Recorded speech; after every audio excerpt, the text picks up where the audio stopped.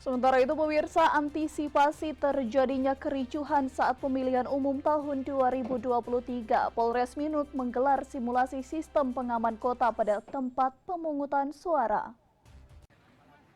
Selama 3 hari kemarin di halaman Mako Polres Minut menggelar simulasi pengamanan kota atau Sispam Kota, guna mengantisipasi apabila ada tahapan pemilu 2024 terjadi gejolak, sehingga bisa dilakukan tindakan pengamanan sesuai SOP.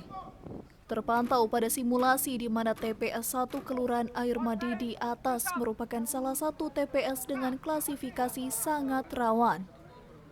Terlihat kegiatan pencoblosan surat suara berjalan dengan aman, lancar, dan tertib. Sampai tiba pada saat proses perhitungan suara, terdapat salah satu saksi calon yang tidak terima dengan hasil pemungutan suara. Pihak polisi pun diminta untuk melakukan kegiatan pengamanan sebanyak 189 personel diturunkan di Polres Minut. Kapolres Minut AKBP Dandung Putut Wibowo saat mengikuti simulasi mengatakan, kegiatan tersebut mencakup berbagai aspek mulai dari persiapan hingga penanganan situasi darurat.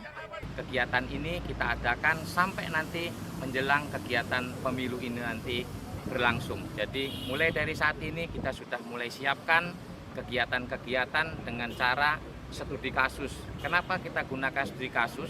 Karena hal-hal yang terjadi di hari kemarin, yaitu berdasarkan evaluasi di tahun 2015 ataupun pemilu yang kemarin, itu menjadi dominasi hal yang akan kita buat skenarionya, sehingga apabila terjadi hal-hal yang tidak diinginkan, kita mampu membackup dan mampu mewujudkan Kamtibmas yang kondusif.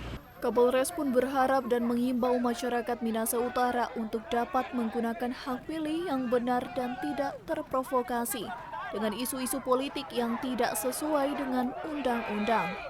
Dari Minahasa Utara, Brian Umboh melaporkan untuk Kawan Wa TV.